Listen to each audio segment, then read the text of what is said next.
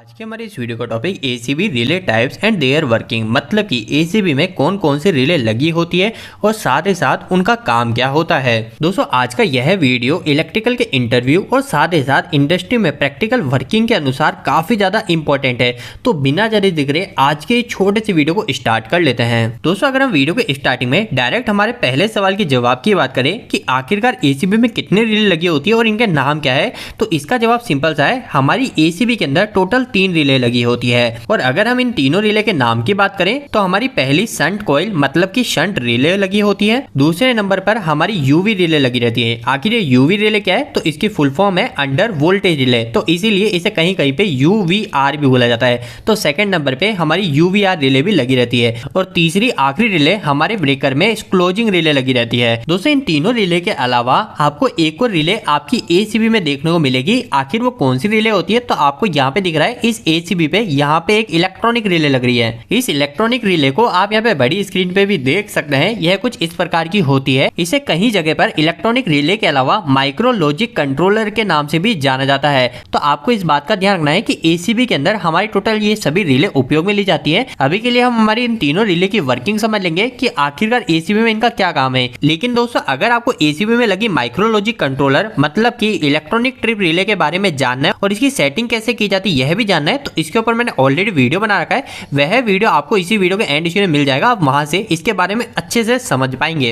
अभी के लिए दोस्तों हम हमारी मुख्य इन तीनों रिले के बारे में एक एक करके समझ लेते हैं। सबसे पहले हम बात कर लेते हैं कि आखिरकार ये शंट कॉइल मतलब कि शंट रिले एसीबी में क्यों लगी होती है। तो दोस्तों यह जो हमारी shunt relay shunt coil ACB में लगी रहती है, इसकी वर्किंग काफी ज्यादा सिंपल सी है। इसकी मदद से हम हमारे सर्किट ब्रेकर को रिमोटली स्विच ऑफ करवा सकते हैं, मतलब कि आप कहीं से भी कंट्रोलिंग लेके इस एसीबी को ऑफ और ट्रिप करवा सकते हैं। आपको मैं एक और बात बताना चाहता हूं कि यह तो आपको एसीबी में सुनने को मिल रहा है कि शंट कॉइल या शंट रिले लगी होती है। इसके अलावा हमारी जो एमसीसीबी होती है मतलब मॉड्यूल के सर्किट ब्रेकर होता है, उसके अंदर भी हमारी शंट रिले लगी रहती है। अब आखिरकार इन दोनों में शंट रिले का काम क्या है, तो इसका काम काफी ज्यादा सिंपल सा है। मैं रिमोटली मतलब कि कहीं दूर से एक्सटर्नली हमारे सर्किट ब्रेकर को ऑफ करा सकता हूं। इसके बाद में हम सेकंड रिले की बात कर लेते हैं जो कि हमारे यूवीआर मतलब कि अंडर वोल्टेज रिले। आखिर ये अंडर वोल्टेज रिले क्या है, तो दोस्तों इसके नाम से हमें पता चल जाता है यह जो अंडर वोल्टेज रिले होती है इसका काम होता है हमारे एसीबी के अंदर जो वोल्टेज आ रहे हैं वो कहीं कम तो नहीं है। जैसे कि उदाहरण के लिए मान लीजिए कि हमारी जो एसीबी है ये एसीबी हमारी 415 वोल्टेज की है, मतलब कि इसके इनपुट में हमारे 415 वोल्टेज जा रहे हैं और एसीबी के आउटपुट से हमारे वापस 415 वोल्टेज मिल रहे हैं, जिससे हमने हमारे लोड को कनेक्ट कर रखा है, हमने हमारे उपकरण को चला रखा है। अब दोस्तों कई केस में क्या होता है, किसी भी कारणवश हमारे एसीबी के अंदर आने वाले जो वोल्टेज है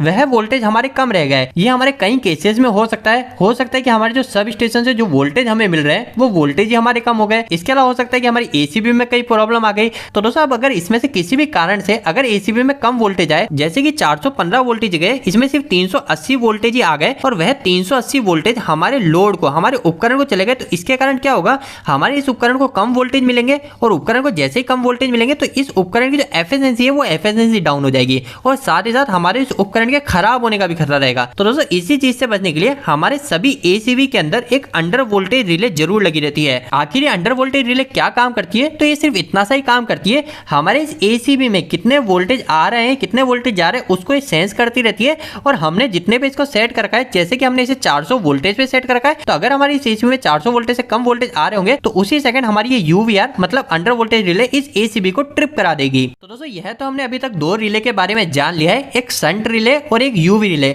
आपको यहाँ पे एक बात का ध्यान रखना है, हमारी जितनी भी एसीबी आती है मार्केट के अंदर उन सभी एसीबी के अंदर आपको ये दोनों रिले जरूर देखने को मिलेगी, एक शंट रिले एक यूवी रिले। लेकिन हमारी जो तीसरी रिले है जिसको हम क्लोजिंग रिले के नाम से जानते हैं, यह आपको सभी सर्किट ब्रेकर में देखने को नहीं मिलेगी। अब आखिरकार ये हमारी कौन सी एसीबी में होगी कौन सी एसीबी में नहीं होगी, तो दोस्तों हमारी एसीबी जो होती है वो टोटल 2 टाइप्स की होती है। एक होती है हमारी एमडीओ टाइप एसीबी और एक होती है हमारी ईडीओ टाइप एसीबी। अब दोस्तों यह जो हमारी एमडीओ टाइप एसीबी होती है इसके अंदर कभी भी आपको क्लोजिंग रिले देखने को नहीं मिलेगी। आखिरकार ये एमडीओ ईडीओ क्या है, इसके ऊपर मैंने ऑलरेडी एक डेडिकेटेड वीडियो बना रखा है, आप इसके बारे में अच्छे से हमारे उस वीडियो में देख सकते हैं। वह वीडियो आपको इसी वीडियो के एंड स्क्रीन में मिल जाएगा।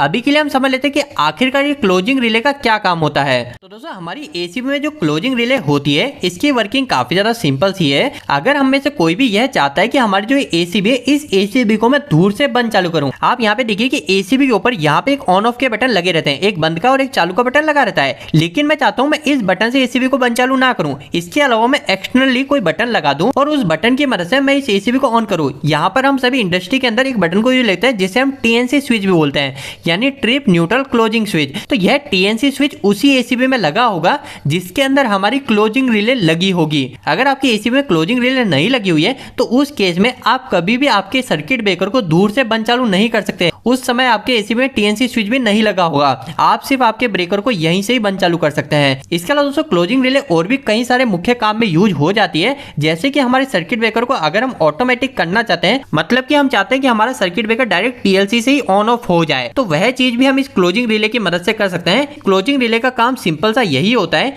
कि इसकी मदद से हम हमारी एसीबी को कहीं से भी बंद चालू कर सकते हैं। हमें पास में जाकर इसे बटन दबाने की जरूरत नहीं है, हमें सिर्फ हमारी क्लोजिंग रिले में उसके रेटेड वोल्टेज के हिसाब से वोल्टेज देने। जैसे कि अगर क्लोजिंग रिले 415 वोल्टेज लग रही है तो हम सिर्फ 415 वोल्टेज देंगे और हमारी ये एसीबी स्टार्ट हो जाएगी। तो दोस्तों उम्मीद करता हूं कि आज के इस वीडियो के माध्यम से आपको कहीं ना कहीं कुछ बेहतर जानकारी मिली होगी। आपको ये वीडियो कैसा लगा, इस वीडियो को लाइक करके जरूर बताएं। अगर आपको कोई भी सवाल इस वीडियो के प्रति या फिर इलेक्ट्रिक, आप मुझे नीचे कमेंट बॉक्स में कमेंट करके पूछ सकते हैं। इलेक्ट्रिकल वीडियो से आप देखना पसंद करते हैं आज हमारे चैनल को सब्सक्राइब कर लीजिए। आज के लिए धन्यवाद।